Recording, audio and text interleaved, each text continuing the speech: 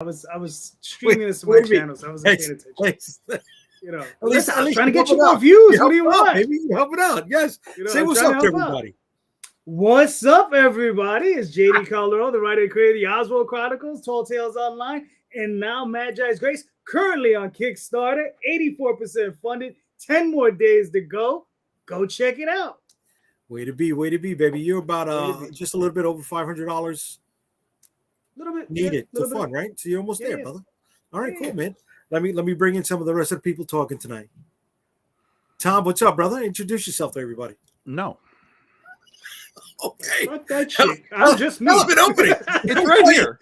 It's always right here. The information is right there. It's all you need. So Tom Hutchison, guys, Big Dog Inc. Writer, publisher, art director, public domain user. So that'll tell you where I stand on this stuff. All right. And let me also bring in the stunt double for Forrest Whitaker and Ghost Dog, my man, Marvin Wynn. Marvin Wynn. He looks a little lean for that role. I mean, I was going to do my Darth thing today. Oh, okay. And this is a sign that like the weather's changing, and I don't want to turn on the heat in like September.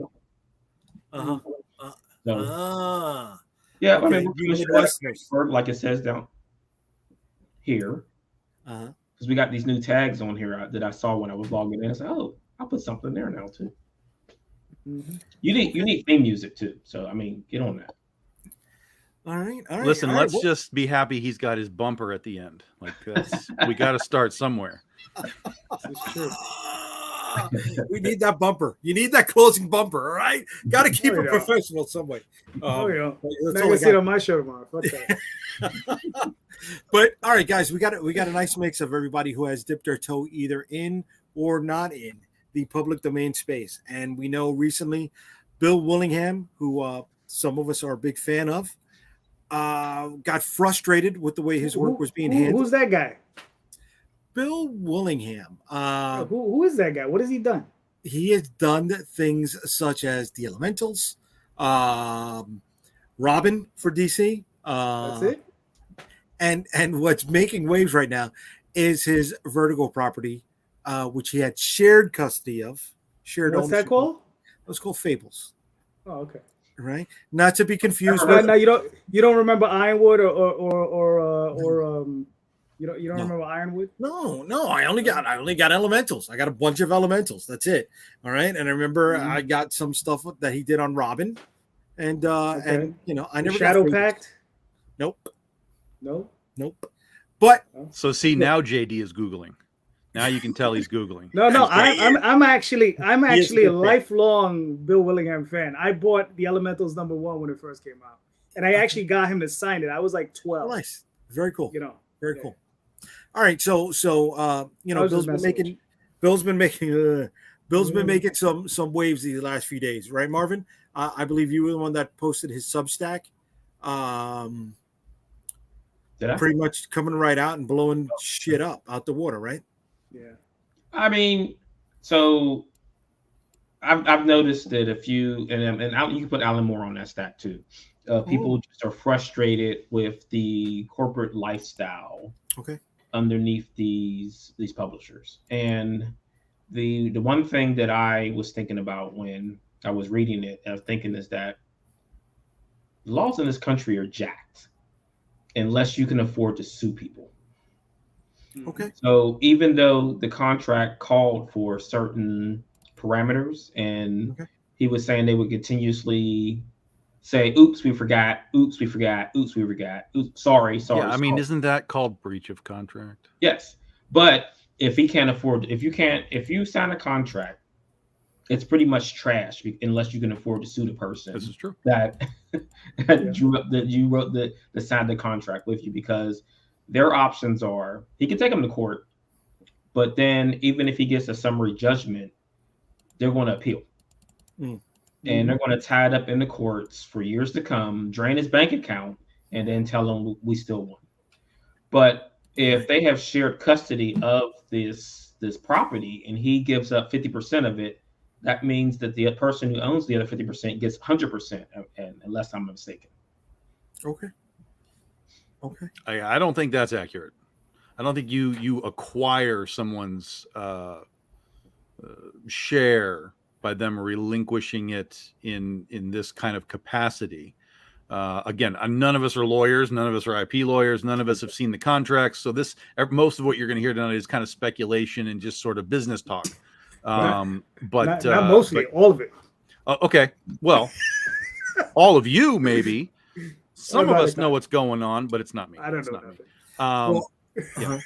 It's a very weird thing. And DC has, here's the thing that I thought was interesting is that DC actually did come out and make a statement about it. They did say, hey, motherfuckers, this is not in public domain. And it's going to get weird for a while. It's going to be very weird for a while. But what I found interesting, and I made a post about this the other day, was when you guys are dealing with copyright, there is such a thing as requirement to defend your copyright, right? To fight for it. Like if people are using it, you are required to go defend it. Or if you don't, your copyright becomes like, they're like, well, what's the point? You're letting everybody use it. You have no copyright anymore. Stuff like that's happened to Star Trek. Okay. So they came out and defended this public domain statement by Bill and Willingham for Fables, but at every con around the country, nearly every week out of the year, IP infringement and theft is happening on every artist's table. And I'm not talking about sketch covers, because that's a different thing. I'm talking about the mass production of fan art prints and knickknacks and so on and so on. That is IP infringement and theft. 100%. But DC has never come out and said, stop drawing Batman and selling prints. Ever, 100 to my knowledge.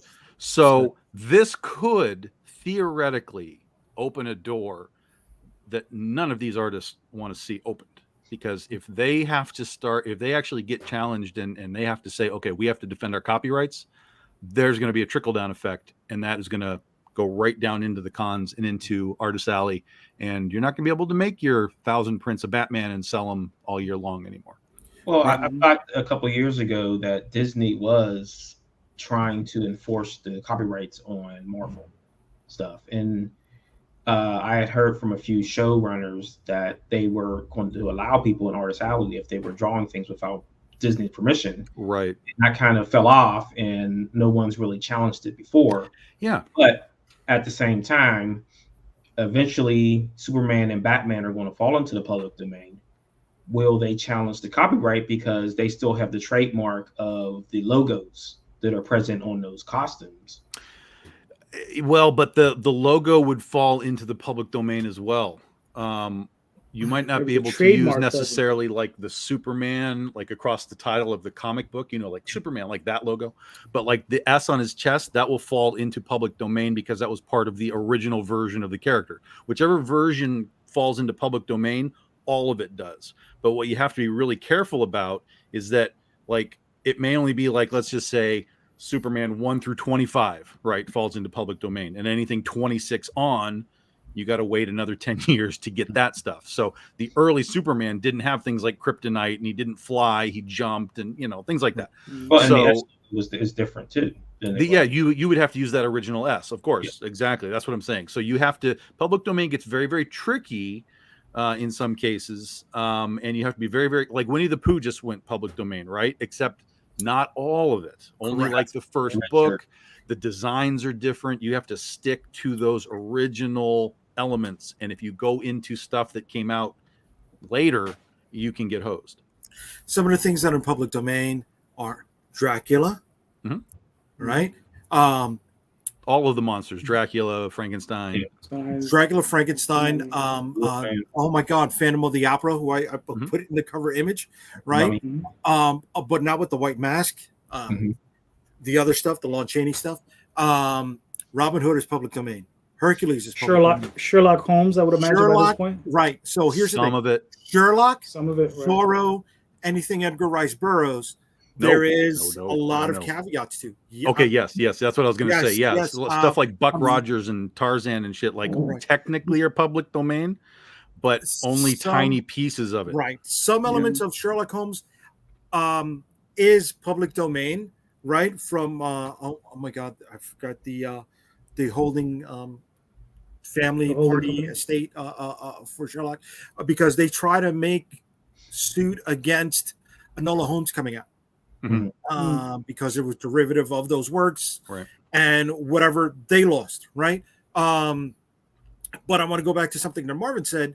You know, when the company being sued can go to appeal, right, and can tie things up in court so much that you run out of money trying to stay in the game. And we know from a fact that is something that happened with CC Beck, Fawcett City, and everything that held under, you know, the Wiz Comics and Shazam stuff. They won against DC Comics, but they lost so much money trying to protect themselves. They went out of business to a point where eventually DC ended up buying all their stuff so they can repay whatever they had to repay, right? So it was a win, Jay, but before if they knows despite their face. So hold on, can I just jump in real quickly? I just want to address this thing with Bill Willingham, right? I put on my tinfoil hat and I started thinking about it, right? Which is dangerous always, right? Because I should be doing other things.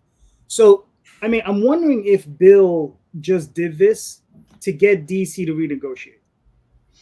Because he knew. According to him, he's offered them to renegotiate. He said to them, hey, let's fix this shit.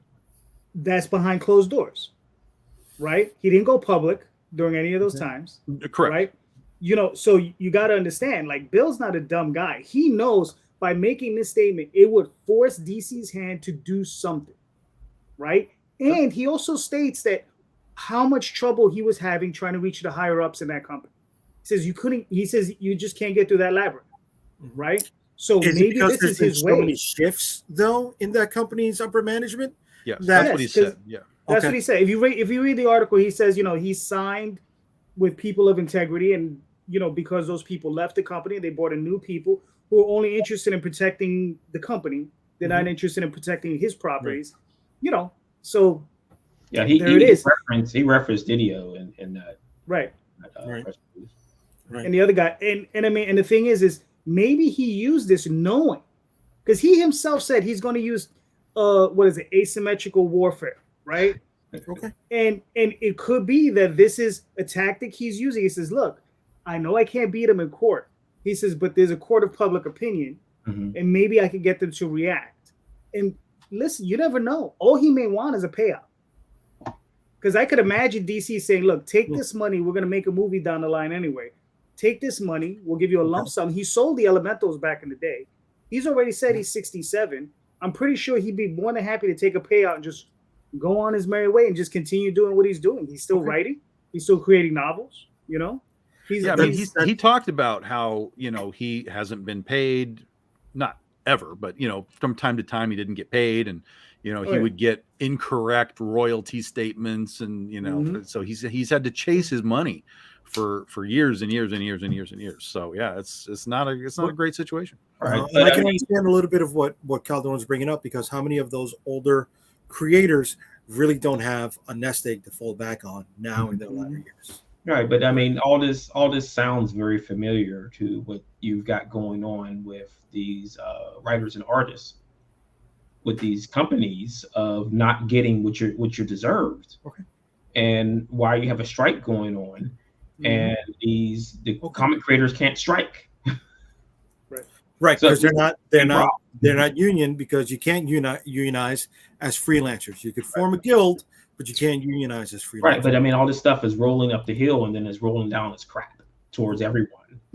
And it's the same situation. And, and you can strike, but you can strike only on your own behalf, which is basically what Bill did right here. He's like, "Look, motherfucker, this is it." Right. We got quite a few people chomping at the bit here, talking in the comments. So let me just give them their due, their shout outs. All right, we got Justin Sweet. Hey all, we got Daphne coming in. A contract is only as strong as the lawyer you have to defend it. Yes. Niobe Comics. I knew there would be a show about it somewhere. Oh, excuse me, a show somewhere. Daphne, it is a requirement to defend a trademark, not copyright. That is correct, Daphne. Daphne also comes back. We've seen Marvel and DC go after professional artists for infringement more often than fan stuff. I remember the Ghost Rider scenario.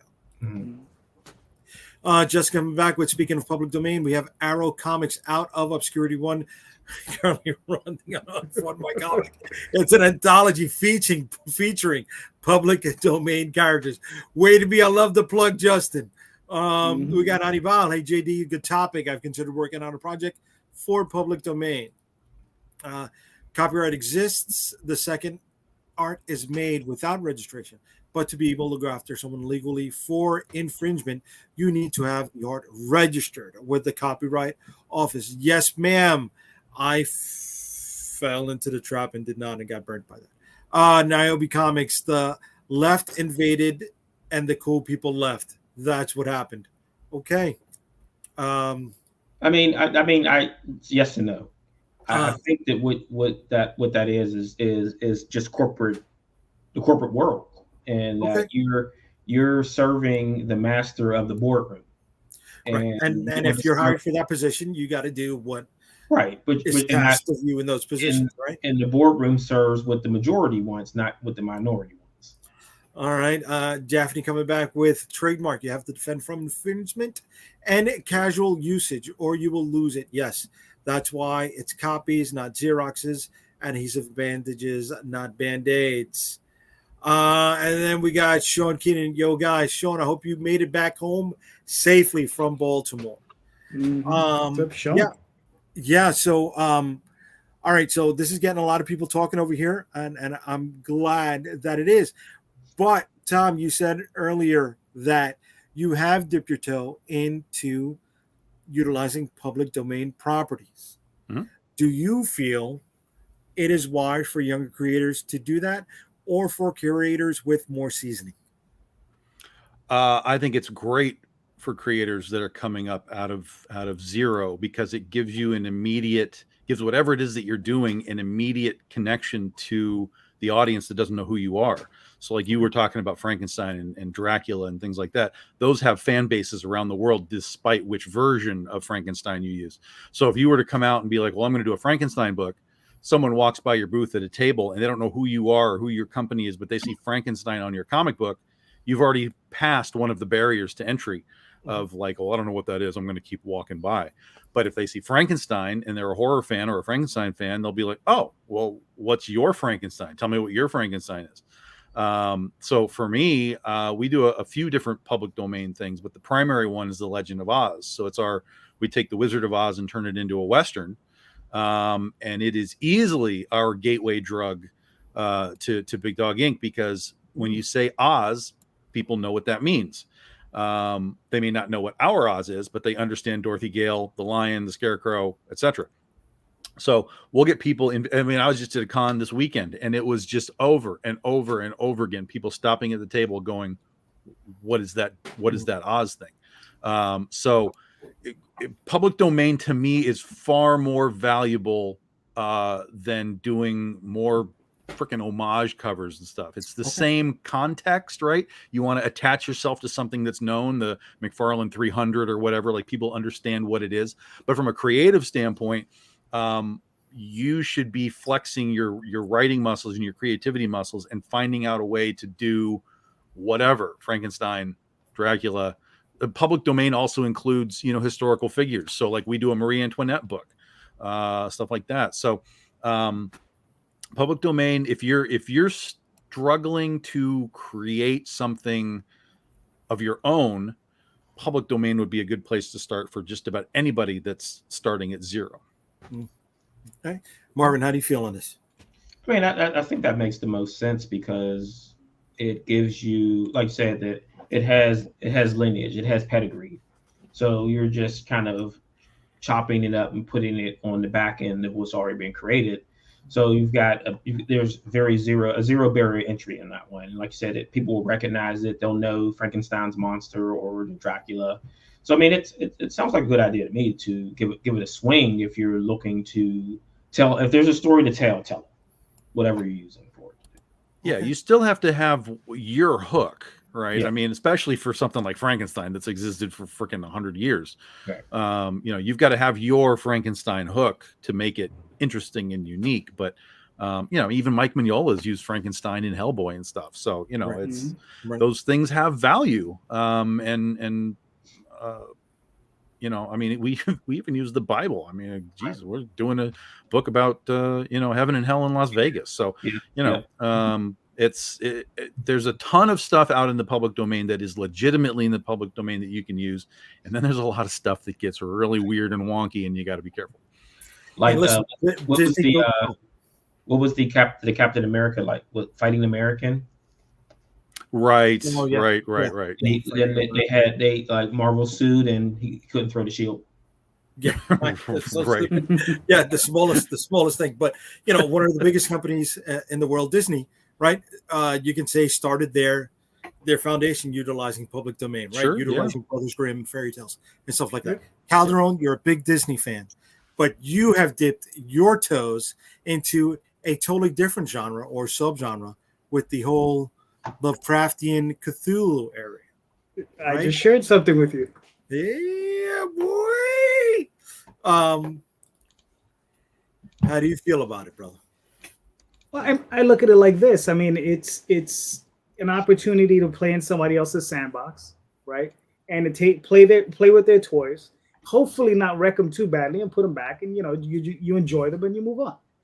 You know, you tell your story, right? Mm-hmm. You know, using these other things, and you know, and you get to utilize. Like, I'll never meet H.P. Lovecraft, right? But I've enjoyed his work, right? You I'll never better get to hope talk to you them. don't meet him, because that would be really weird if that were to happen. Right. Well, you know, but hey, maybe it'd be fun. Zombie You know. time. Yeah. Well, you know, it's part of his whole theme, anyways, right? Right. Exactly. So, that other side coming through. Yes. So you know, so I have Oswald and I have him fighting Cthulhu. So he meets Cthulhu. Of course. There you go. Because of course.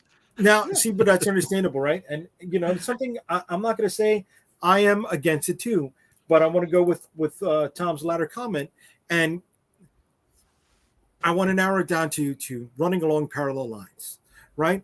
Shield of the Interceptor. It's based on Arthurian mythology, and you know, it features the shield that was supposed to be paired with the sword Excalibur.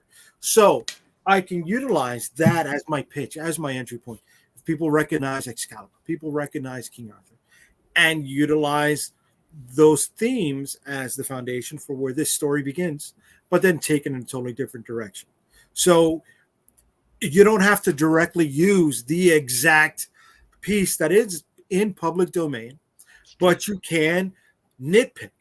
And like Tom was saying, build your career off that, right? Stretch your talents and Well, I think it's more cherry pick. okay. All right, that's fine.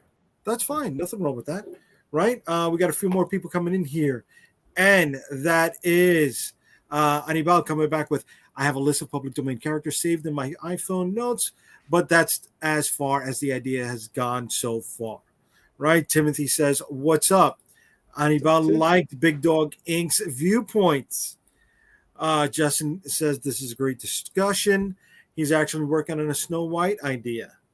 And Daphne rounding out, using public domain is no different than using mythology or fairy tales. Not that it stopped Disney from trying to trademark actual myths and cultures. That is true. Very true. And the funniest thing about Bill giving away fables is that most of it is based on stuff that's in the public domain anyway. That's the most hilarious thing about it. Except that like he does have his characters specifically, like Big B Wolf and you know things like that. Yeah. So there are some Town. Yeah, exactly. So there are some things that he quote unquote created for it. But yes, you're right. That show Once Upon a Time? No.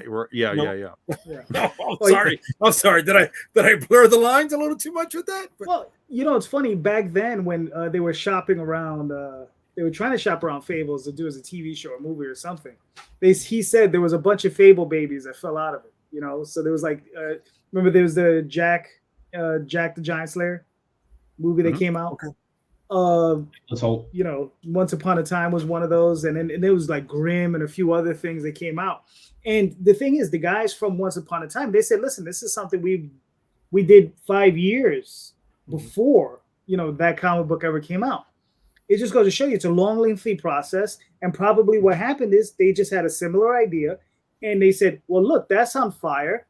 We should do this now." Mm-hmm. And there it is, right? Okay. So who knows? All right. Well, all right. We talked about some of the pros. want to talk about some of the cons for a second. Now, there's things like Last Voyage of the Demeter, right? The movie that came out recently that bombed. Did it bomb because of the strike? Did it bomb because the movie was bad? It bombed because people don't know what it is. Right. And poor what marketing. it is was that small little snippet in Bram Stoker's Dracula about his voyage from Transylvania to the UK, right? But then you've had movies like The Rock's Hercules, which was based on the comic book property from Radical that the publisher never even survived to see the movie make it to the big screen, right? And another con is that with so many different people utilizing so many of the same elements, there becomes a dilution of the property. I feel absolutely, right. How many Cthulhu books are out there? Oh, tons. Right, too many, JayDee. Too many. Is there a Cthulhu book? Huh?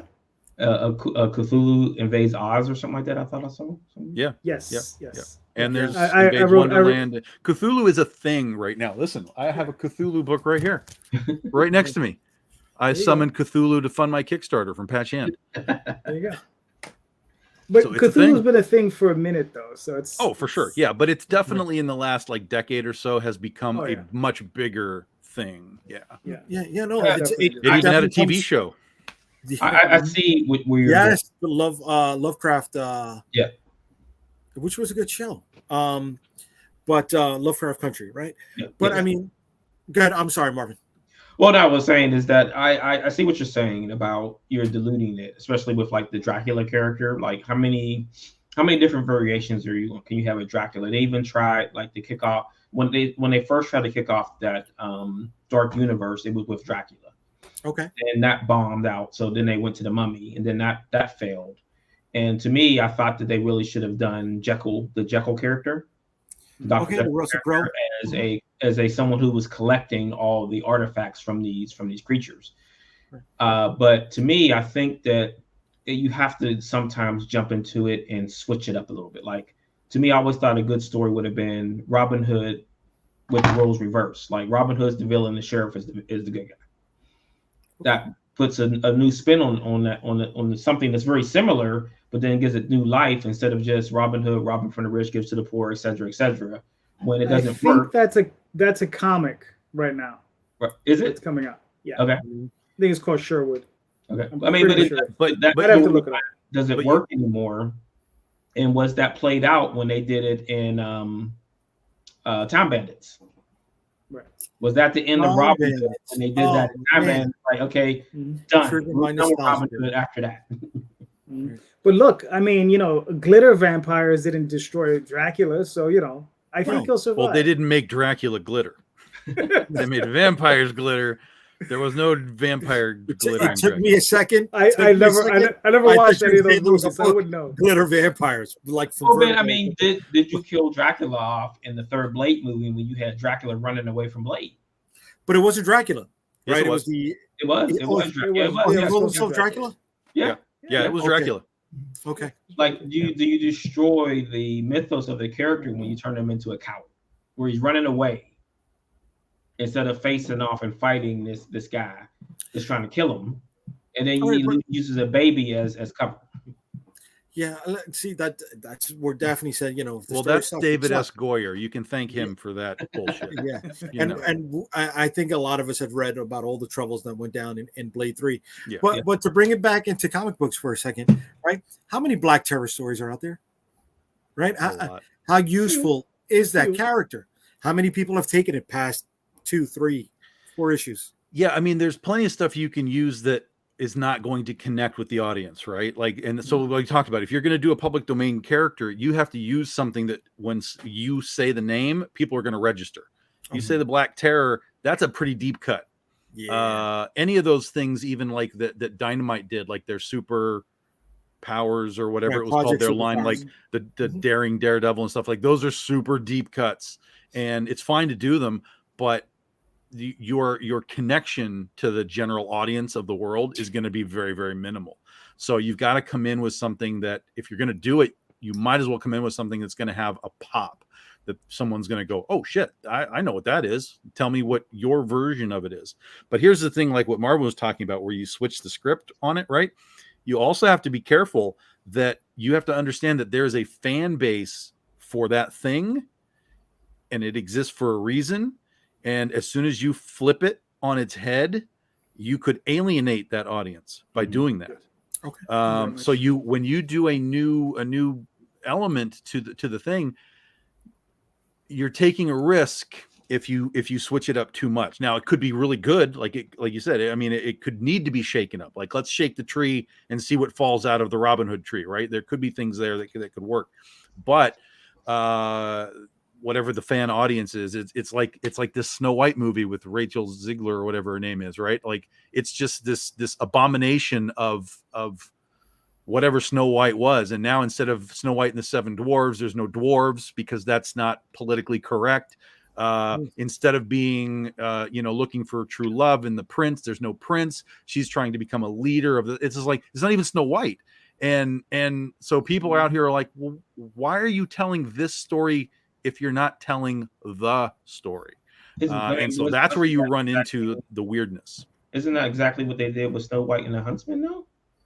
Not to a small degree, but not to this degree. Snow White and the Huntsman still had, I mean, and I don't really care for what's her name, but she did an interview talking about how, while it is a different interpretation of Snow White, the story, it is, she still felt like there is still, the love story between her and the huntsman and or whatever it is. And there was still, she was like, she's talked about the femininity of the character and so on.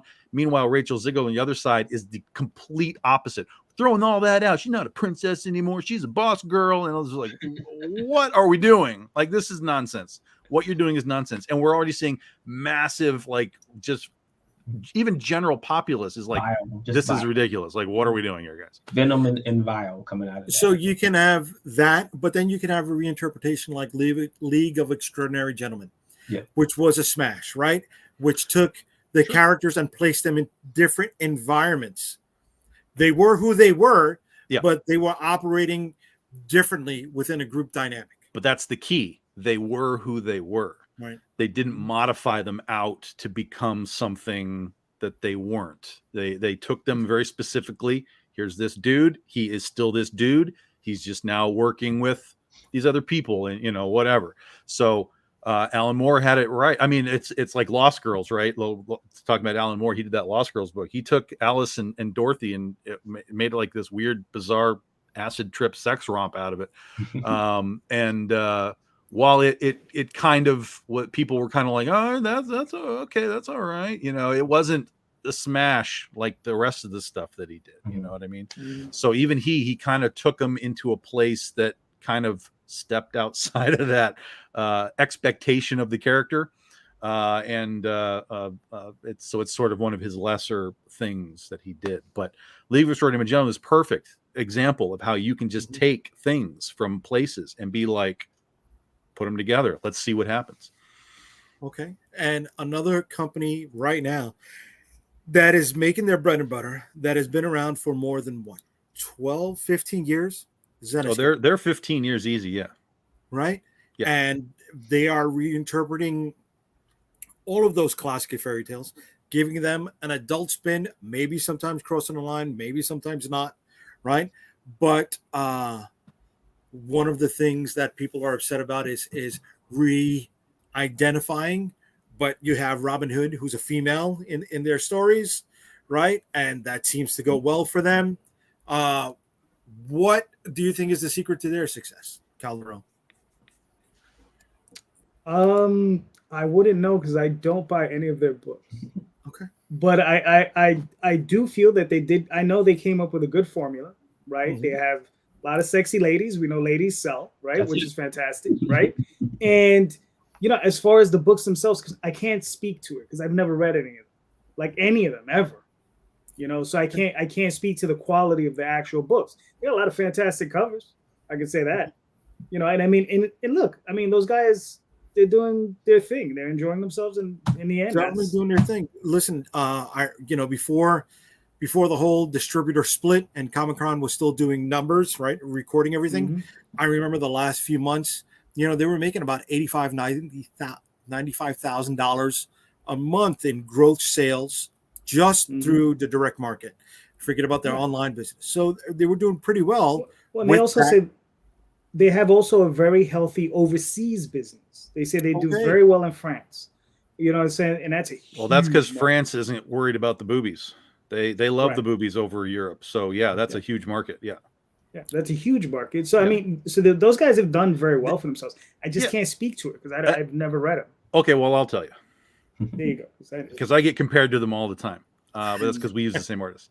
But basically, all they did is at their time when they came in, they found an underserved sort of genre, which was the princess fairy tale thing.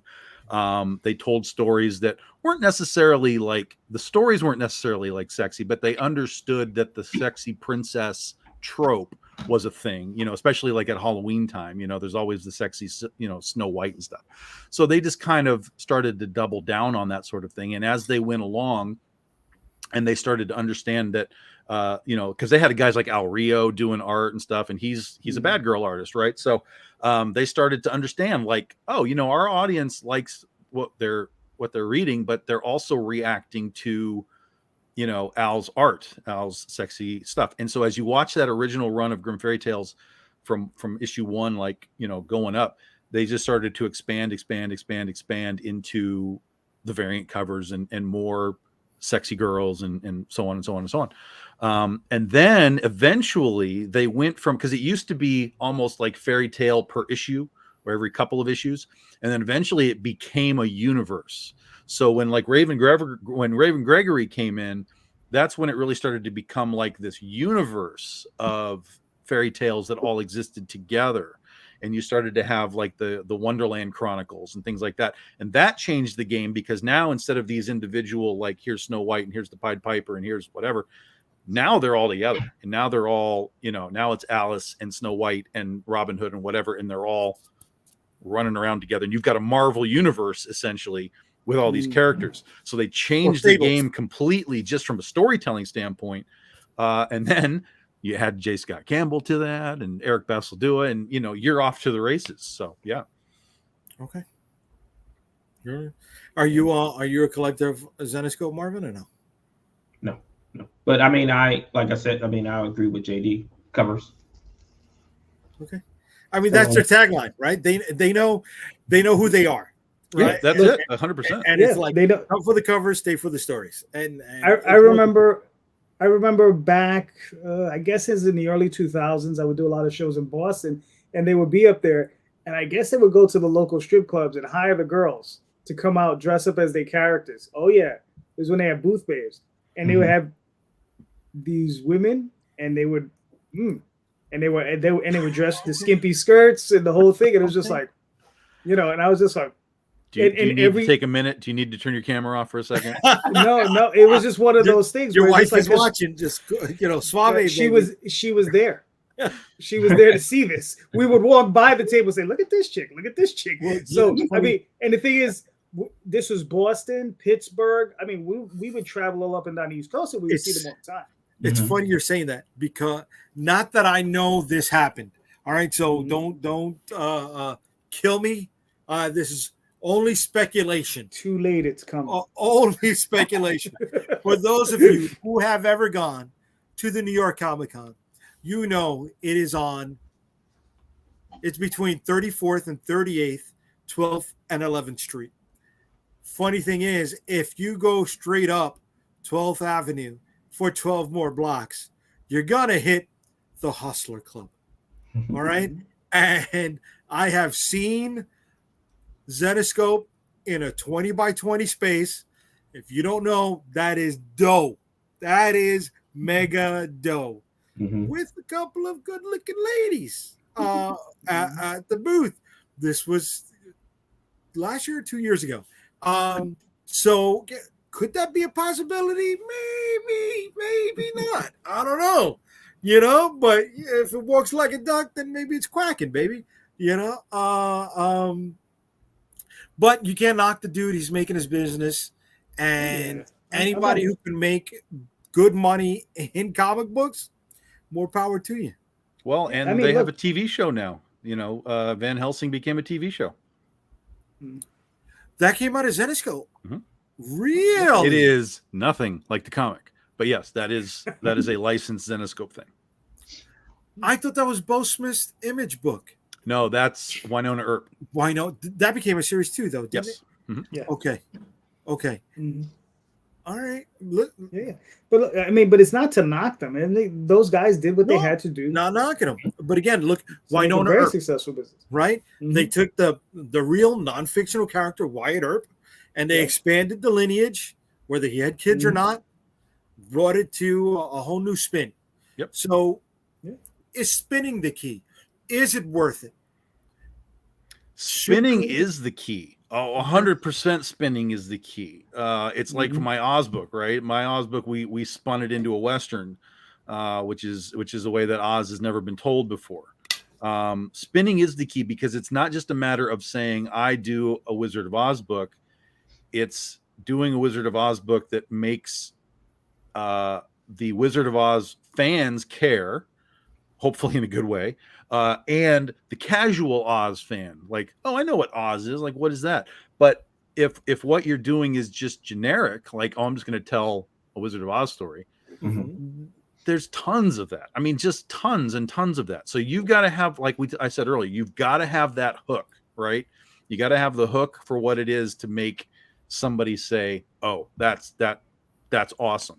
And so every time I tell people that, you know, my Dorothy Gale has ruby spurs, ruby bullets, and Toto's her horse, their eyes widen up like, holy shit, that's awesome. And they're hooked. It's done. Okay. Yeah. Okay. The spin is everything. Spin is in. Yeah. So, Marvin, do you think there should be more spins in the direct market or in the crowdfunding space? I mean, one takes care of the other, doesn't it? Because I don't know. As a crowdfunder is to try to reach the direct market, right? Okay. So are you saying that's the path now? You go crowdfunding first and then you go direct market? I think that's probably the best option for someone who's doing something where you want to take a spin on something where, like, you need to get an audience in front of it first before you hit the direct market. Okay. So Tom Calderon, do you think let's utilize these Cthulhu anthology books? Do you think that's the way to handle it? Do you think it is crowdfunding first, you get these anthologies, and then you go to direct market with that? Or you leave it as is? Everything's crowdfunding first. Doesn't even matter what it is. Everything is crowdfunding first now, and then you take it where it's going to go. You know, like when we did our books, we just put them out. Penny for Your Soul is based on the Bible. Legend of Oz is based on. We didn't have crowdfunding at the time. We just took it to market. We sold well. We did fine. We had the hook. We had the difference. We had the spin. It was something different, right? But now. I mean, with Cthulhu books, it's not a matter of like, oh, there's so many, so we have to crowdfund it. The market won't bear it either way. It's just you're making a comic book. You need to start at barring having just, you know, a lot of money in your bank, of course. Yeah, that changes everything. But if you don't have just like stacks ready to go, you take it to crowdfunding. There's going to be Cthulhu people there. They're going to be like, oh, I like Cthulhu. Give me another one. And then when you're done, then you can move it on to the retail market. Maybe find a publisher that, you know, will publish it for you, or you can do it yourself, whatever. Okay. Calderon? I mean, I don't know exactly what Travis's plans are, but he definitely has a strategy online with, you know, Kickstarter, and he's been utilizing it. The guy raises, I think, anywhere from 30 up, you know, on those things. Gets a group of people together. Everybody's there, rah, rah, rah. And, you know, you get, I think he had 60, 70 creators on his book, and everybody's pushing that book, right? So it's able to, you know, it gets a lot of voice, you know, that signal of noise gets out there because of it. And that's why I think he's able to push it so hard and so fast. You know, and look, it's just fun. You know, I mean, you know, it's Cthulhu invades Oz, Cthulhu invades Wonderland. I mean, you know, it's just fun. You know, it's just goofy and it's just fun. You know, you can sit there and just enjoy yourself with it. I think it's funny how the direct market is reticent to accept crowdfunding books, yet the book market, that's the way they are doing business. It is crowdfunding to raise and then to push out on their own through the book market. There have been quite a few people chomping at the bit again in the comment section. So let me give them their due for hanging with us. We got Carlos coming in. Hey, fellas. We got Niobe Comics saying it's no more, and that is based on the Snow White being canceled. So I think the Ziegler Snow White is the one that's being canceled. I don't know. They're going to move it to. They're just going to put it in streaming. Is the word. They're not going to actually release it in theaters. Okay. Daphne chiming in with everybody shitting on Twilight, like Anne Rice didn't exist. Yeah, Anne Rice did not make Snow White sparkle. No. But listen, I loved it when Lestat turned into Superman. That was awesome. I didn't know that happened, but okay. That's like the fourth or fifth book. Okay, see, I know the movies. That's it. I mean, Tom, have you read those? I don't know if you read those. I've read bits and pieces of things. Yeah. Okay. Didn't Louis just walk out of like one of the buildings and say Shazam? The what? He said he became Superman, and didn't Louis become Shazam? Louis? Oh, Louis. No, because he never had the same power set. Okay. He didn't have the same power set. I'm lost on that, but okay. Interview? Yeah, in the Interview of the Vampire. Remember the guy who's interviewed the other vampire, Louis? That was Brad Pitt. Yeah. Yeah. I all I remember is Christian Slater. I don't. Okay. Okay. He's like he's just the interviewer. Yeah, but he pumped up the volume. Thank you, Marvin. Thank you. I didn't think people were going to get that reference, but I'll take that one, baby. All right. As someone who's playing fast and loose with Norse and Greek mythology, I'm more interested in creating my versions that work within my world, not fussing about how accurate they are. Way to be on that one. Zenescope does extremely well because they pay creators on time. I don't know about that, Carlos. Yeah, research into that one, buddy. Throats, baby. And they serve their fan base well with social variants. All right. So if you want to read the accurate versions of these things, go to find the originals. Don't worry about what other people are doing.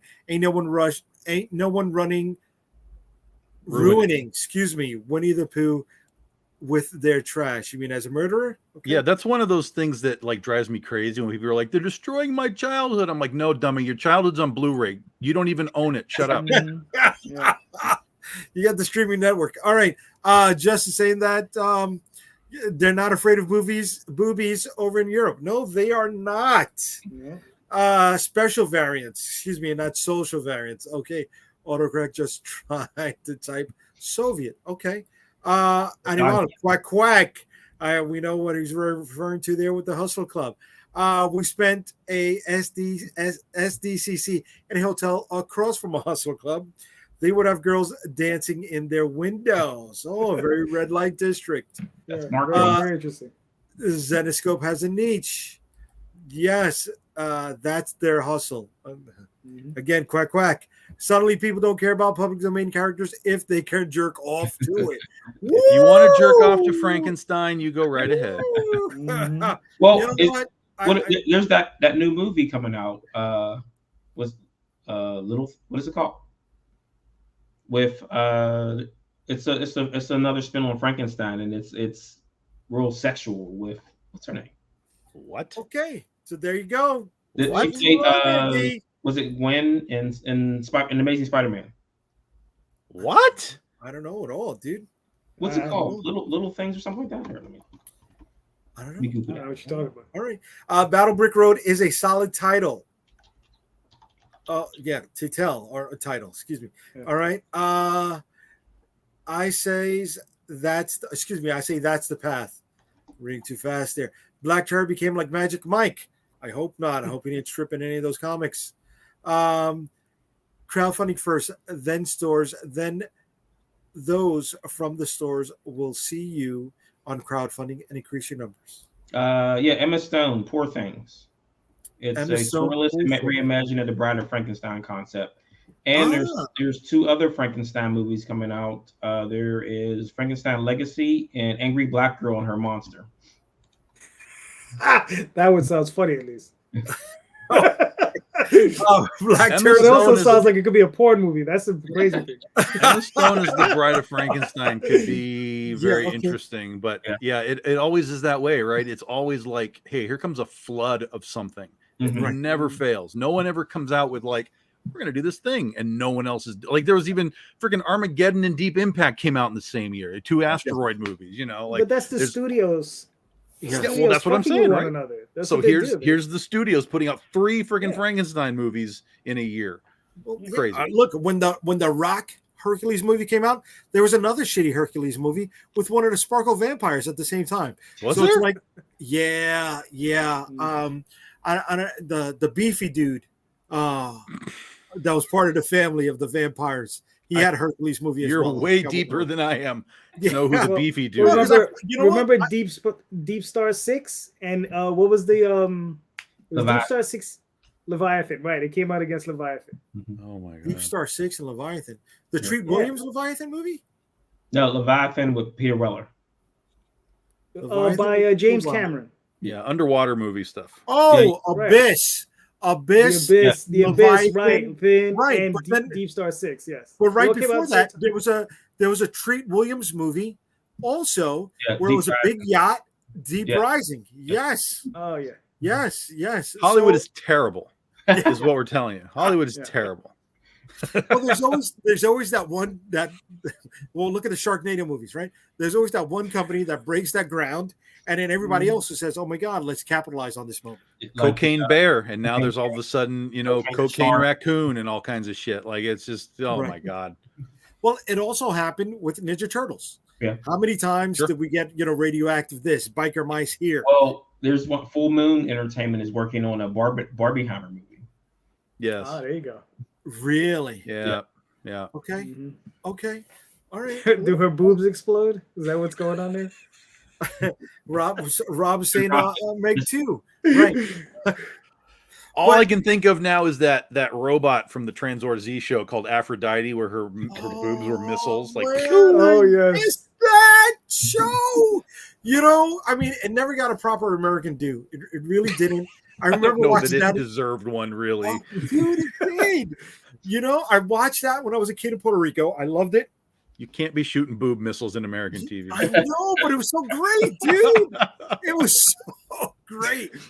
Those are the missiles he wanted to get shot with. I remember sometime, I think last year or 2 years ago, somebody made the little helmet that went into. I knew him as Messenger, not Transor, but somebody made a Mazinga, yeah. Yeah, Mazinga Z. Messenger. Mazinga. It's Mazinga Z. It's Messenger.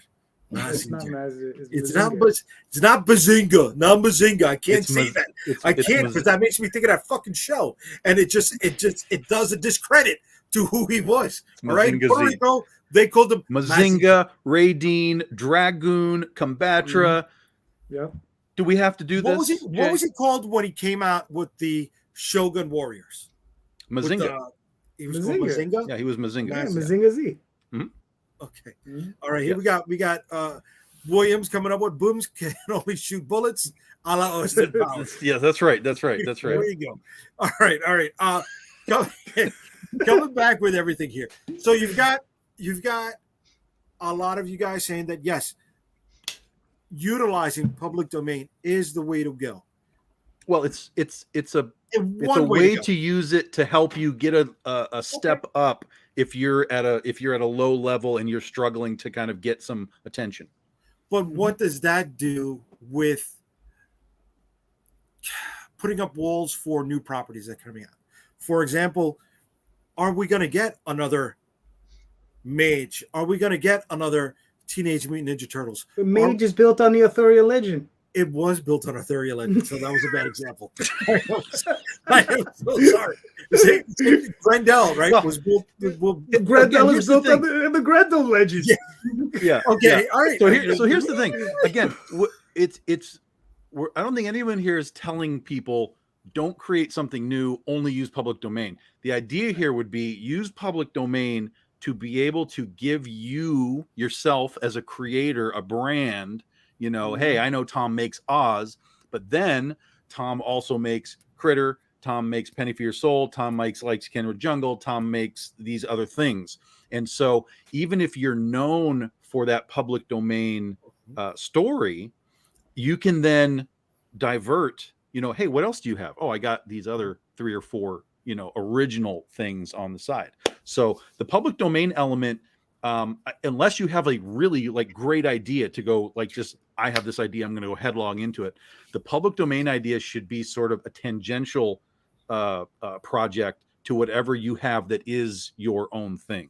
That's where I come from.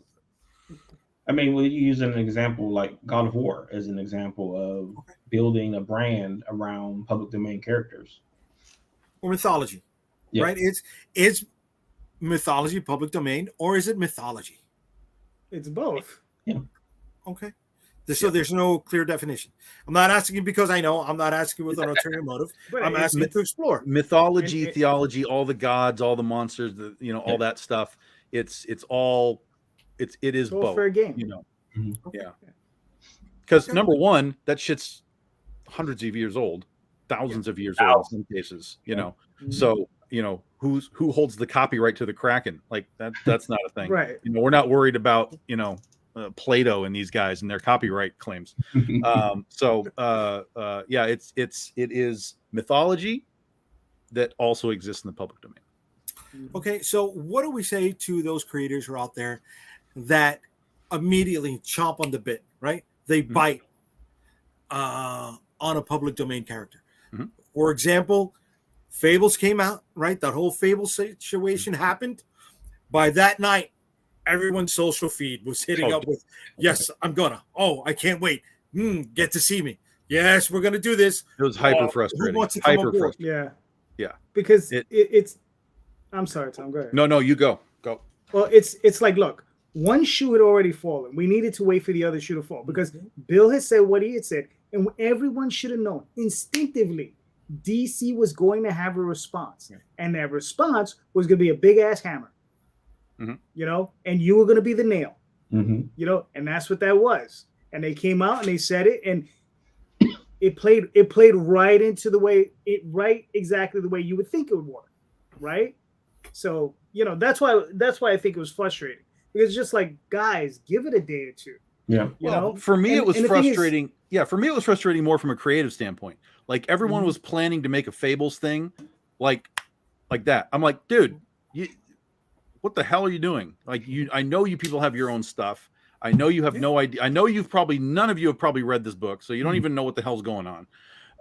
Or you've read a couple of things and you're like, okay, whatever. Like it was a race to the cash bag. Like, I gotta do this, you know, and get my name on Fables. That was the frustrating part for me, is like, you know, when Disney announced they were going to do a Star Wars movie in 2 years, I literally made a meme using that guy. You know, it was the whole Mordor thing. One does not simply walk into Mordor or whatever. I was like, one does not simply make a Star Wars movie in 2 years. Like I made that meme and it's out there and it circulates back every now and then. And I love that. And that's the real thing, right? Is sometimes you got to find, and Tyler just said it right there. If you bite, everyone else bites. You better stand out and you better be better than everyone. That's like what I said earlier, is you got to have the right hook for whatever it is that you're doing, because if there's already 8 Fables things, why does anyone care about yours, right? If there's 8 Oz things, why do they care about yours? So it takes a minute to find your place in these public domain characters. One, because there's already so much of it. You know, there's a ton of Frankenstein, there's a ton of Dracula, there's a ton of Robin Hood and whatever. So where do you exist in the pantheon of Robin Hood? And why does anyone care now? And that's the important part. You should ask yourself, don't just do it to do it. Do it because you have something unique to add to it. Kind of substance to it. Well, I mean, it's kind of like going to the town, blowing up the dam, and then watching the city flood with no idea how to fix the problem once you flood it. Everybody wants to be in that town, and you just flooded the town, and now the people are trapped. So, okay, I'm going to use a wrestling term here, and only because I just saw it used on a Netflix documentary. where they said people do death matches as a way to hide the fact that they do not have the talent to wrestle. Oh, damn. So we're getting deep. It's about to get real. Utilizing that as a parallel. Yeah. How many people chase the public domain property, whether it's Fables, Black Terror, X, Y, or Z, because they do not have the chops to develop something on their own? Yeah. Well, that's why there's so much stuff, right? Is because people just want to say, I want to make a Frankenstein thing. Okay, cool. But 90% of Frankenstein stuff is terrible. You know, it's like Jaws came out and all of a sudden there was a shark movie genre, and 90% of shark movies are just terrible. Now, sometimes that's okay. You know, you can have fun, terrible things. But, you know, in the comic books world, you know, it doesn't translate quite as well as like movies. You know, you have to, it's similar, but different, you know, sort of skill sets to write these movies or to write these comics and to get it to a different audience. Like we're not putting our stuff in movie theaters and with like high, you know, budgets and sci-fi channels doing our stuff. We're talking to just random people walking through a Comic-Con that are just like, hey, I'm going to go see the circus today. And you got to sell them whatever it is that's on your table. So it better be good. It better be good. Okay. Calderon, Marvin, yes, no? Well, I mean, for myself, look, like going back to the whole thing about like, you know, doing your own Fable story, right? A few years ago, and I mean a few years ago, it had to be at least 10 or 12 years at this point, maybe further back. It was early, it was, I don't know, probably around when he was in the 40th or so issue of Fables. I had been writing Oswald for a while. I had met Bill a couple of times at shows. I'd given him some of my books, and he had used the term in one of his books, gentle mouse. And I got pissed off. So what did I do? I wrote a prose story featuring a bunch of Fables characters. Not his characters, but characters that he's used in his stories, like the Big Bad Wolf, like, you know, Cheshire Cat, like all these other things. And I wrote this really warped story, right? Long before any of this stuff has ever happened. So my story came out of pure anger and just me being an asshole. You know, but it was just, but in the end, it was very cathartic. It was a lot of fun to do it. And, you know, there are a number of people who tell me that it was one of the stories that they enjoyed the most, because I guess it was just so mean and vicious. But it's an Oswald story, and it, you know, I guess at some point I probably have to produce it as a comic book, because it's a prose story at the moment. But you know, when you do these things, you have to do them from a point of there has to be a desire other than wanting to cash in. Yeah. You got to almost love that as much as you love something that you create on your own. Otherwise, right, it is going to be very obvious that you're not there for any reason other than to just step on the name. Right. Because I have Cthulhu in one of my stories, because I've been reading H.P. Lovecraft probably since I was like 17 years old. I have his entire library in one book. It sits next to my bed. Every night I go to sleep next to that damn book. And every now and again I pick it up and I read a short and I'll put it back. I'm not going to show you the book that's next to my bed. I get me in trouble. We don't need to see the Playboy. All right. So there's that, right, where you have to have that ownership, that desire, that take, right, to make it interesting. But you still have to have some sort of disconnection to it, because the next person is going to utilize it or interpret it in a way that's different than your interpretation. Mm-hmm. So that's the way it should be, right? Yeah. And Marvin, I mean, when you see somebody saying, no, this is how it's supposed to be, yet they have no ownership over that public domain property, right? Do you think they're getting a little too out of hand, or do you think they're just trying to protect their own works? Well, I mean, I think everybody wants to protect their own things, but in that kind of moment, like, who are you to tell me how to write my story? Like, it's like we're both using something that no one owns. So how can you claim ownership of it? All right, but there are some people that become very tribal with that stuff. Yeah. But then going back to your other example, when you were talking about the wrestling, I will just use an example, New Jack. Yeah. And then I'll throw out from the video game world, first-person shooters. I don't see the connection. Because I know they're both hyper violent, but other than that, no. In the mode of someone doing the same thing because trying to cover up what they can't do. So this is why that when people are making video games, it's first-person shooter. Gotcha. You can't make a game that has a story. Right. And New Jack was all about just inflicting pain on people, not really wrestling. He wasn't protecting his partner. All right, so some more comments. Fun to watch though. I don't know, dude. I love that shit. ECW back in the day. Woof. I don't know. All right, so go back to some of the comments here. Originality is overrated. Any punch can come up with ideas. The talent is in the execution. Fact. Huge fact. Oh my God, Daphne. In Colombia, we made an exercise. If you want a copy, be my guest. Our students had to analyze a public domain character and make him a modern Colombian character. For instance, Dracula was not supposed to be a Colombian vampire. You had to create a story about xenophobia and fear to old practices, not necessarily a vampire story. Okay.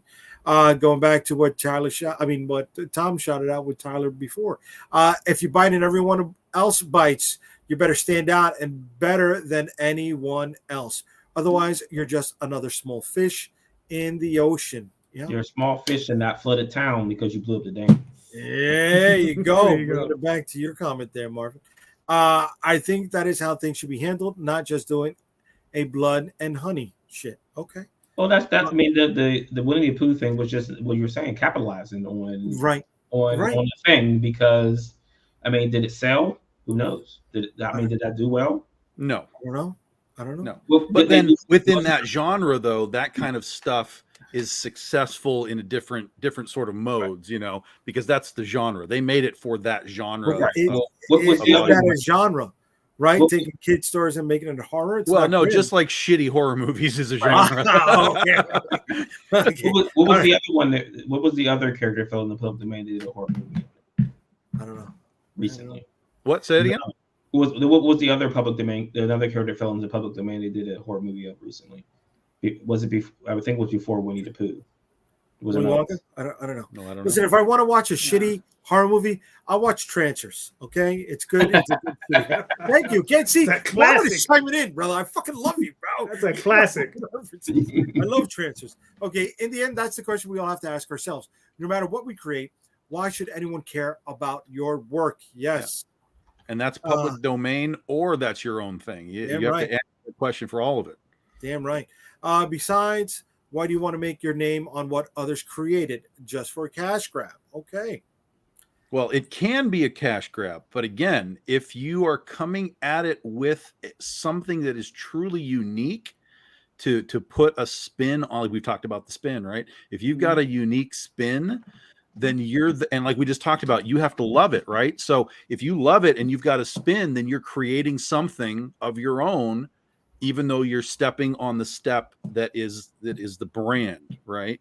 So it's not just a matter. There are plenty of cash grabs. Don't get me wrong. There are plenty of cash grabs, but there are plenty of people out there that legitimately love the source material and have found ways to either continue the source material or, again, put that little spin on it and create something that is new while derivative.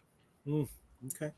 All right. Let me just finish some of these up because something touching a nerve in me.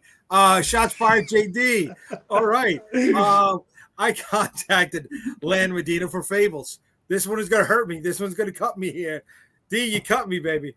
All right. Does anyone complain about how the superhero market in indies is oversaturated, or is that just regulated to anything outside of that genre? Somebody who does superhero books, I resemble that remark. Mill, what's up, brother Jay? And then finishing up, we've got Bull. It's funny how so many tell me they can't tell anyone's book but their own, but tons of creators are looking for other people's creations. Yeah, but again, like I just said, so for like my Oz book, yes, it's L. Frank Baum's creation, but he didn't create my Oz. He created a concept line that I'm walking on. So my Legend of Oz, my Wizard of Oz as a Western is not L. Frank Baum's Wizard of Oz, not in tone, not in texture, not in visuals, not in design. So all I took was a concept. And so I can sell my version of Oz, right? I'm yet technically I'm still selling his creation, Oz, but it's my Legend of Oz, not Wizard of Oz, not the Marvelous Land of Oz, not Ozma of Oz, whatever. It's the Legend of Oz, the Wicked West. So there's a difference between what you're talking about there, Paul, where I can't sell someone else's book. I can't sell JD's book at the same level that I can sell mine because it's not mine.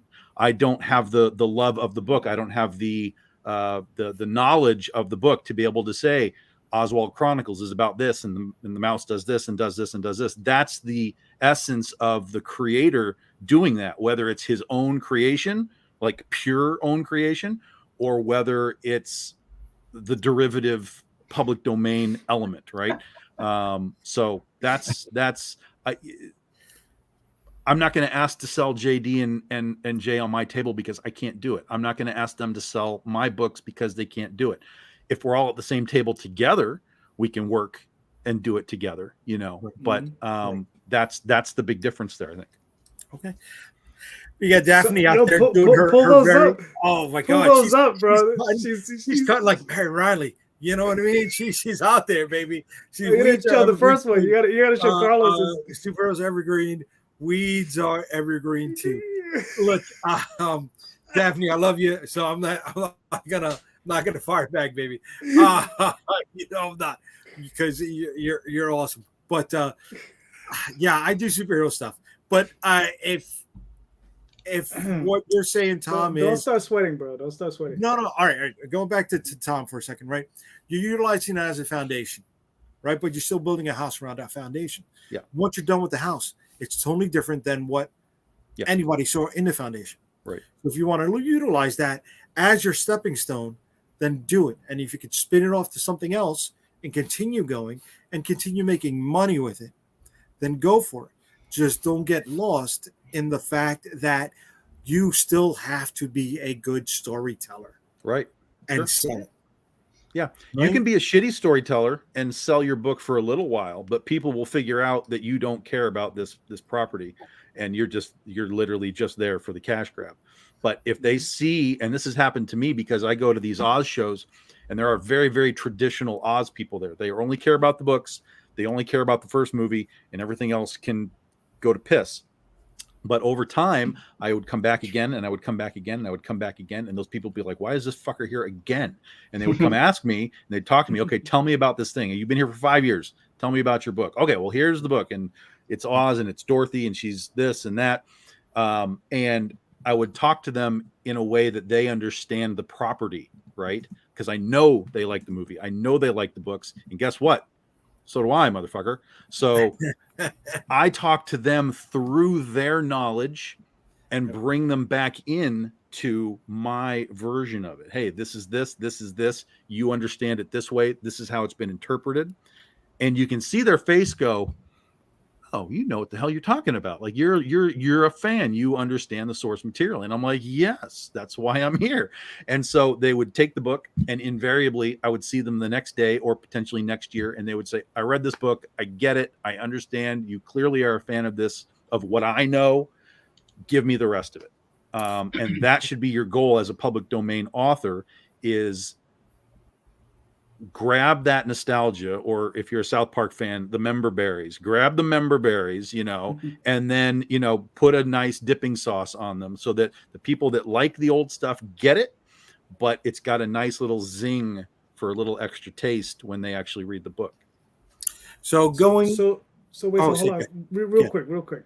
So you're telling me that they're not fans of Return to Oz? Generally not.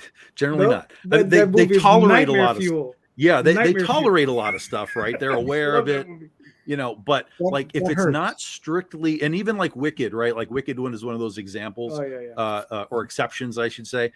But Wicked is based on the original book, and then it becomes like a prequel. So in a lot of traditionalists' minds, that is a legitimate prequel, just because of the way that it was written. So yeah, it's an interesting crowd of people. And then there's people that just love Oz. Like literally, they're just like, I love interpretations of Oz. It doesn't matter what it is. I don't care if it's a horror. I don't care if it's your Western, whatever. And in fact, there's a horror movie coming out. It's called Gale.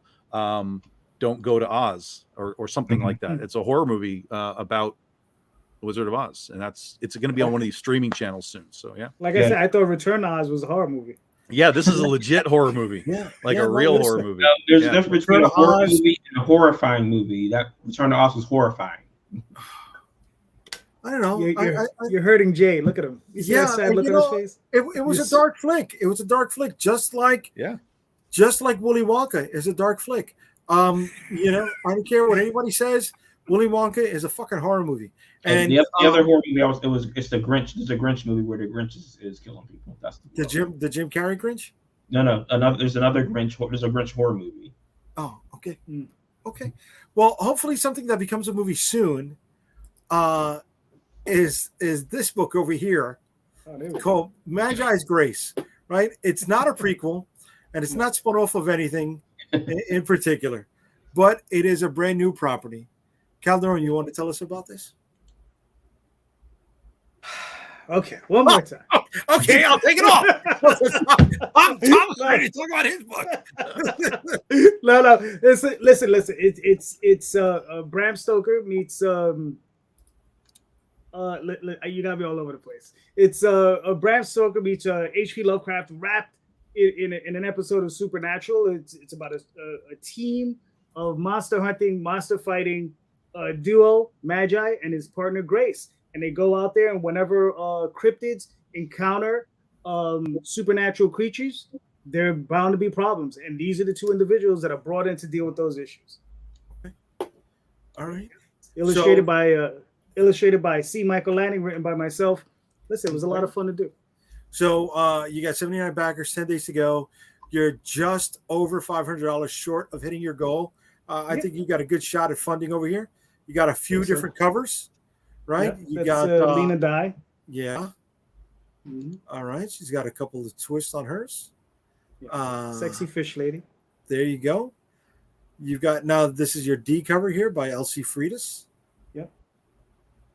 All right. Oh, you got something that's not going to be afraid to be sold in Europe. No, not at all. Right. Yeah, you got your E cover by Marcelio Sousa. All right.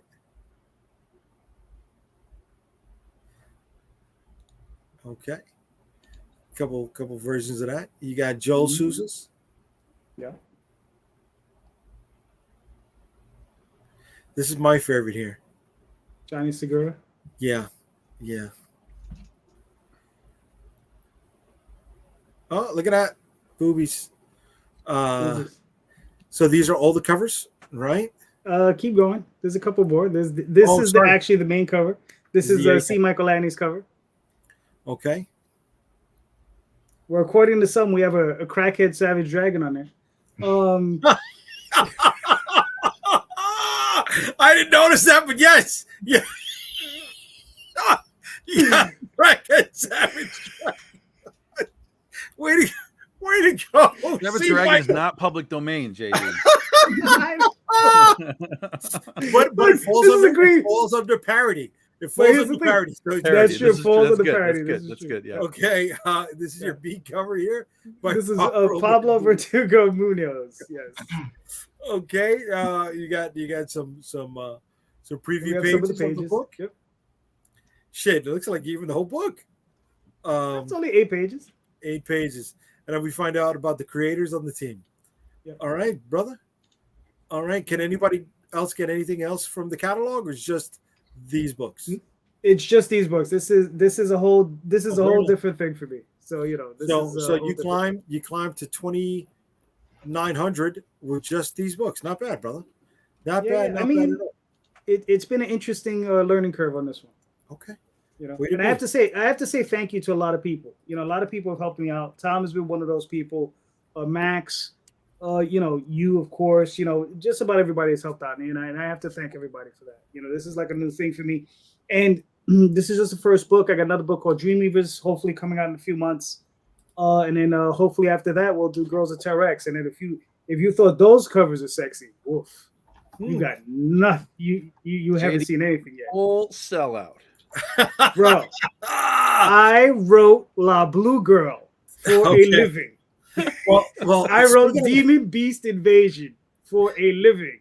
All right, You know, all right. Well, I don't harp on it too much, but I did those things.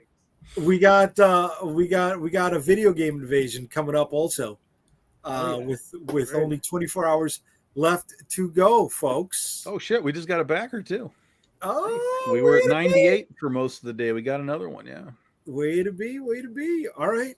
So you got 99 backers so far, 24 hours to go. You are funded. You want to tell everybody about this?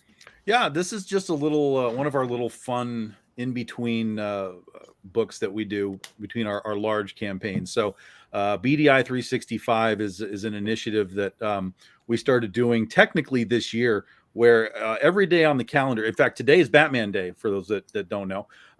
So it's a great segue. Every day on the calendar is some kind of a weird day. And so in 2020, we started using some of those strange days like Goth Day and Princess Day and things like that. But now we're doing more specific short stories with them. So we did Alien Abduction Day early in the year. We did Pillow Fight Day earlier in the year. And now we have Video Games Day. So it's a little short story. They're just fun, sort of out of continuity things. In this case, it's part of our camp crossover book where we take all of our characters from all of their natural habitats and basically send them all to summer camp. So it's sort of like Meatballs, kind of old 80s summer camp parody. So in this particular book, the BDI characters are all sitting in the cabin playing video games like Nintendo or something, and I'm sitting on the sofa going, "You got Excite Bike? You got Super Mario? You got Tron?" And they're all like, "Nope, nope, nope." And there's the page right there. And then I turned to one of the counselors, Allison, and I'm like, "All right, road trip, let's go." And we put them all in the truck. You all understand what that van is, right? Yeah, vacation. Okay, good. Yeah. People, that's going right over people's heads. I put them all in the family truckster, and we go to the local vintage arcade, and that's kind of the story. So it's just sort of a fun, kind of look back at what the 80s was for me, going to the arcade and eating hot dogs and whatever I'm else. laughing. I apologize, but tell me there's a scene with you trying to open up the gas cap in There is more vacation homage in this story, absolutely. There's also the first appearance of a new character. Okay. So it's just fun. There's your main cover there, Keith Garvey. That's our jungle girl from Lights Camera Jungle, Tina. She's playing Centipede there. And then we've got the 3-piece multiplayer set by Brian Peterson. So that's a 3-piece connecting set. So you get those 3 plus the Video Games Day. That's it, guys. That's the campaign. It's basically those 4 covers.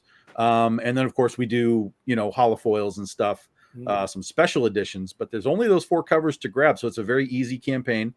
The first one here is this is the Virgin edition, and we changed it out from Centipede so that our jungle girl is playing Jungle Hunt, because of course that's what she should be playing.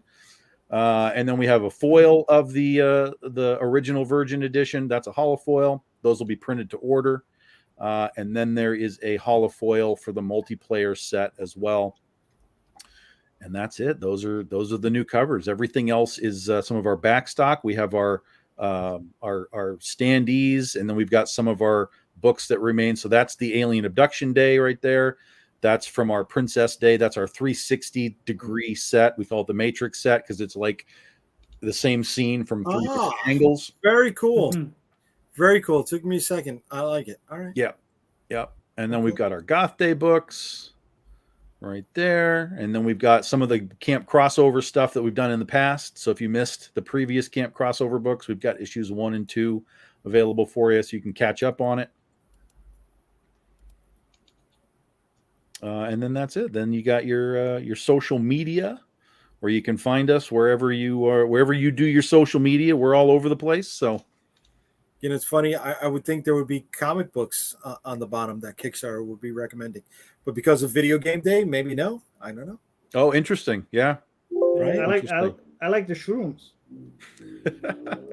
There you go. Okay. Now you're not doing your mystery box, right? No, not for these little ones. We don't do like medals and crazy big campaigns for these little ones. These are meant just to be fun little stories that we have in between our larger campaigns. Okay. And the next one will be November 18th, National Princess Day. We'll be releasing the next issue of Princesses versus Zombies. Nice. And this ends tomorrow. So we have basically 24 hours and about 20 minutes, and then this is over. Oof. When it starts to get to the hours, excuse me, to the minutes, that's where it's just like all tingly inside, right? All right. And Marvin, you got you said your stuff is hitting shops this Wednesday. So you don't have anything in Diamond this month that we can promote for you? No, nothing from Thomasburg. I could have sworn Beowulf had something. Oh wait, let me look again. I think is Beowulf in this month? Let me look. We might have Beowulf issue 4, maybe. Oh no, issue 6, maybe. I don't know. I sent emails. Issue 4 is in. Yeah, I could have sworn Thomasburg had Beowulf in this month's catalog. Here you go. All right. So here we got, let me show it off. Come on, Marvin. What kind of operation are you running here? I forgot issue 4 because I had already put issue 4 of The Edge in like last month, and I forgot that we weren't synced this month. This time. All right. So in this month's issue of previews, Comicsburg is promoting Beowulf issue 4 of 6. So if you've been following the book, it is pretty much I'll just use the line we use at con. It's a legendary hero reborn in modern times, but he's a 30-something slacker. Okay. He has no desire to face the dragon, doesn't want anything to do with it, but his magic cat is going to tell him he's going to face that dragon or else. Oh, Beowulf, look, it's public domain. Yeah, exactly. So this is going to be his first time actually facing off with a dragon. You see he's starting to use his powers with his dragon abilities also. I mean, it's a fun book. It's a really fun book, and it's a different concept on what you may have know or not know about the Beowulf character. There are flashbacks to the original Beowulf, and Grant has said that after this is over, he's tooling around with doing Beowulf in different eras also, so reincarnated in other eras as he goes along. Nice. And for those who do not understand Final Cutoff, you want to tell them what the Final Cutoff number is, so they can order this easier through their shops? Right. So I mean, it's pretty much the last. So let's just call it what it is. It's the pseudo last day of getting orders in before orders are chopped off by Diamond. But I mean, if you're using the pull box on Diamond, you may notice that some stores go past the FOC date on their orders. Okay. Like there's a few shops in Pittsburgh that go past the FOC date when putting their orders in. And international orders are after the orders in the US, so they go past the FOC. So when it says, it's kind of like a try to get it in before that date, just so the stores know what you want. But I mean, stores usually don't do their orders until that following Tuesday anyway. Gotcha. So if somebody wants this book, you tell them to go to the store and ask for Beowulf number 6, or do you tell them to put in that code? What do you recommend? Oh, this is for issue 4? Yeah, this is issue 4 of it's a 6-issue series. And okay. So you tell them to ask for Beowulf 4, or you tell them to give off that code up there on top? Well, yeah, give the code. I mean, I would just say put it in your pull box and just get it pulled. Sure. And like I said, that it's a good book. Comicsburg is putting out some pretty good titles, so books up. Okay, way to be, brother. And we're friendly, and we're available online to chat and things like that too. So as you see, everyone here utilizes a healthy dose of public domain in their work. I even have a Cthulhu thing that's in the back of my brain. It's not going to be around for a long time, but it's back there. It's percolating back there.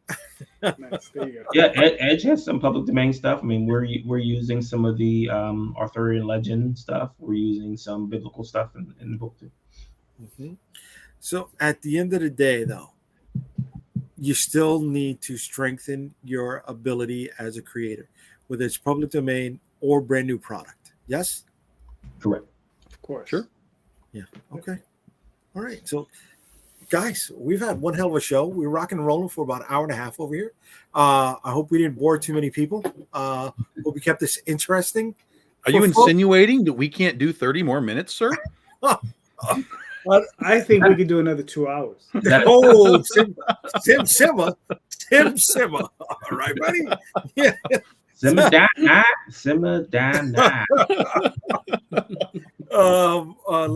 Let's bring it all. Let's bring it all to a close. This is a nice wrap up moment. So Tom, tell people before we get out of here where they can find you. Yeah, I mean, you can pretty much look up Big Dog Inc. anywhere you go, and you'll find us. Where we kind of live on Facebook. You can friend me up. We have the Big Dog Inc. page, Twitter and Instagram, BDI Comics, TikTok, BDI Comics. We have Patreon, patreon.com/Big Dog Inc. So we're all over the place. All right, Marvin, where can they find you at, brother? Sorry, it's right there. And at the Edge Comic everywhere, even on Twitter now, because even though someone has the Edge Comic on Twitter or X, whatever it's called now, and they've never posted on it, and they won't give it to me, and they won't let me have it. I put it into my tag on Twitter. So if you search for this, it'll still come up. Okay. And I'm on TikTok too. I'm on TikTok now. TikTok as the Edge. Okay. He does all the dances. You dance on TikTok? I don't know. Are you? You better go find out. I don't even got the app. I don't got the app. I can't do it. I can't do it, guys. I can't do it. Where can they find you at, Calderon? Facebook, Twitter, Instagram, all those different places. The OswaldChronicles.com. Online. You can find them online. Exactly, pretty much. You're not on TikTok? Tomorrow night, right here, 7:30 p.m. with that guy right there and that guy right there. Yeah, they'll both be on the show. Sorry, Marvin. What's our topic tomorrow? Kickstarter campaigns. No, it's not. It's hold on, I'll pull it up for you real quick. I think I posted it. It's mouse characters in comics and why they're so prolific. Way to be prepared, buddy. Way to be prepared. Listen, I didn't expect this question to come up. Oh, and he was bad mouthing me about we're forgetting that we had a book in Diamond this month. Yeah, well, here we go. Why do we as indie creators take offense to criticism so easily? And that's a long fucking question. Let me tell you. Wait till I really dig down into it. Well, I'm going to answer the question. Because I honestly don't want that question answered. You don't want the question answered. Starts with an E. You'll understand. I'll explain it. Starts with an E, ends with an O. Starts with an E, ends with an O. That's why. And the Crenino? There's a G in the middle. That's why. Ego. That's all it is. That's it. Right. Well, trust me. When I explain it tomorrow, you'll understand. It's based around that, and I will explain the whole thing. Don't worry about it. I will give it a nice little framework. Explain it. Jesus Christ! Your question is a fucking thesis. Yeah, I mean, it is. It's right, motherfucker. And I want you to think about it. I want you to live it. You know what? I am living it. It's the same thing that Marvin said. I got a fucking ego. I got a chip on my goddamn fucking shoulder. I can take criticism for shit. All right. Listen, and that's all we got. I live my brand, baby. I live my fucking brand. Yeah, I see you ignored my advice to take those 3 little comics out and move your logo down and make it bigger. No, I haven't. I haven't because that is just the teaser thing. What will be the Kickstarter? Oh, that's fair. That's fair. Yes. And this is what he's talking about, folks, right here. Because this is my next book coming out from Ensemble Comics. We're coming back with superheroes. Yes, they are evergreen. Just like weeds. Just like weeds. He looks blue. And funny enough, we're going to the island of enchantment in this ladies and gentlemen. Yes. Is So that Fantasy Island? no, man. No tattoo. Damn. See, The TV show or the movie? Jesus. You know what? TV This show. is the Ricardo answer to your Montalban. question. This is the answer to your question. Here I am trying to put my best foot forward, and you're fucking dumping shit on me. Okay? You know what I'm saying? That's why we take offense, folks. That's why we take offense. You said you were going to Fantasy Island. I don't know. I'm what not the hell going you're to talking Fantasy Island. I'm not going to Fantasy Island at all. God damn it. But no, this is going to be starting up a 4-part epic. Oh, excuse me, a 4-part story arc. It's not an epic arc. It's not an epic arc. No, Okay. Then why are you doing it if it's not going to be epic? Didn't we talk about this? It's got to be good. Seriously. Oh, Yeah, it's got to be definitely great. good. It's This definitely whole good. show was about making then- good. This is not filler material. Okay, Then it's an this is epic. not them playing a baseball game with the rest of his fucking team. All right, there is story and consequences. Does he gets sparkle? Parkered in this shit. He better sparkle. Do they spend You know what? pages and pages of sitting in a cafe talking? I should have it sparkled. Why are you fucking with my 10-panel grids, bro? It's only heads. It's only heads. And it's only grids. We're fitting 10 panels. One big one and then 9 in between. All right. That's it for 24 pages. But yeah, thank you everybody for joining us. Thank you, Tom, Marvin, JayDee. I appreciate you hanging out with me. I appreciate you guys sharing your knowledge and experience with everybody else who's been watching tonight. And if you are not watching and you are catching this on the restream, I want to thank you for that too. All right. For anybody else, this is where you can find me. And I hope to see you there. Good night, everybody. None of us got to say where